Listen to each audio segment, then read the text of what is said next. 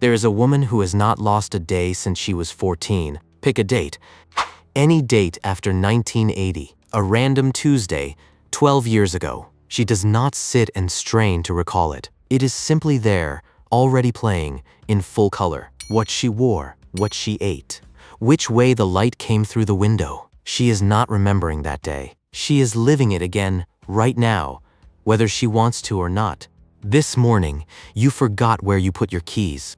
She has not misplaced a day in 40 years, so it sounds like you got handed the broken version and she got the upgrade. Hold on to that thought for the next few minutes, because it is exactly backwards. By the end of this, you are going to be quietly grateful that your mind lets things go. And the woman living inside that perfect memory will tell you in the same breath that she treasures it and that it is a burden. Both, at once. That is the part nobody expects. But first, we have to throw out the wrong picture, because you are probably imagining the wrong thing. When most people here remember everything, they picture a photographic memory, a mind that snaps a page of a book like a camera and reads it back hours later.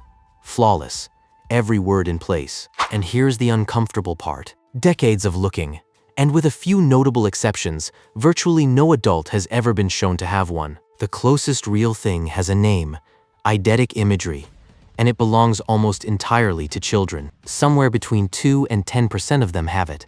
It lasts half a minute, a few at the very most, and then it is gone. And it is not a photograph at all. Eidetic children skip details, change details, and confidently describe things that were never on the page. Even the closest thing we have to a mental camera is not recording. It is rebuilding. The real condition is rarer and stranger, and it has nothing to do with pages. In 2006, a neuroscientist named James McGaugh at the University of California published a case no one had ever formally described. A woman he called AJ, later known publicly as Jill Price, could take almost any date from decades of her life and tell him exactly what happened, what she did, what day of the week it fell on, what was going on in the world. He and his colleagues reached for the Greek word for remembering and gave it a name, hyperthymesia. Later, as more people surfaced, it got a plainer label, highly superior autobiographical memory. Sit with what that would mean for you, not the good days, every day. The thing you said at 14 that you have spent your whole life being grateful you forgot, and once the world knew there was a name for it, people came forward. When the team ran the screening, 115 adults told them they had this. That is the part that surprises me. 31 of them passed. It is rarer than rare, but it is not one lonely woman. It is a small, scattered group of people, quietly carrying the same thing. The actress Marilu Henner has spoken publicly about having it for years. Now here is the first crack in the fantasy. These people are not memory machines. In 2012, a researcher named LePort brought 11 of them into a lab and ran them through the ordinary tests. Strings of digits, pairs of words, shapes to copy back. The exact kind of thing you would actually want a superhuman memory for. An exam, a phone number, a shopping list. And on almost all of it, they were unremarkable, average. But on 2 tasks, they beat everyone, remembering a story and matching names to faces. Those 2 have one thing in common, and it gives the whole game away. They are the only tasks on the table you can turn into a life.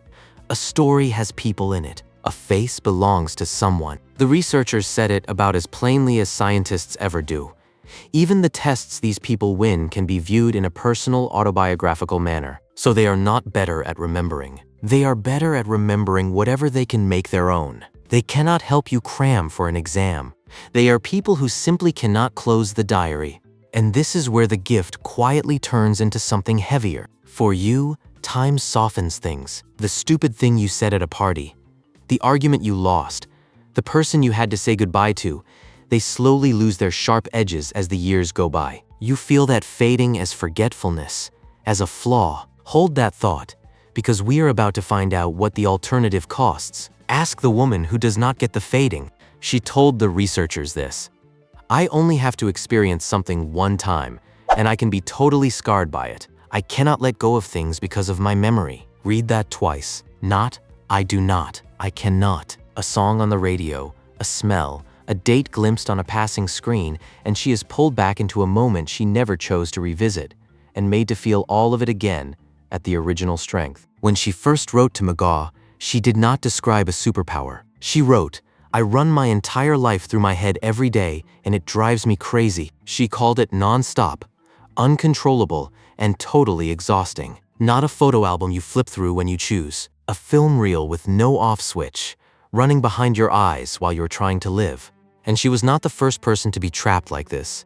Almost a century earlier, a Russian psychologist named Alexander Luria spent nearly 30 years studying a man named Solomon Shereshevsky, whose memory, Luria wrote, seemed to have no clear limits at all. He could hold enormous strings of numbers and recite them back years later, but holding everything came with a bill. Hand him a poem, and he drowned. Every word detonated into images and tastes and colors he could not switch off, so he got stuck on the surface of the words and never reached the thing the poem was actually saying. He was bad at faces, of all things. He complained that they would not hold still. A person's face changes with their mood, and he remembered every version. So which one was the face? And then there's the detail I cannot stop thinking about. He wanted so badly to forget that he started writing things down on scraps of paper and burning them. If the paper was ash, surely the memory would go with it. It did not. He looked into the charred remains and could still read the numbers there. Not even fire would take them from him. So if remembering everything is closer to a prison than a gift, then forgetting is not the defect you have been told, it is your whole life. It might be the entire point. In 2017, two neuroscientists, Richards and Paul Frankland, laid out an idea that sounds backwards until it snaps into place. The goal of memory was never to store everything. The goal is to help you make good decisions right now, today. And forgetting is one of the main tools your brain uses to do it. Letting go of outdated detail keeps you flexible, so last year's version of a place or a person or yourself does not trap you in a world that has already changed.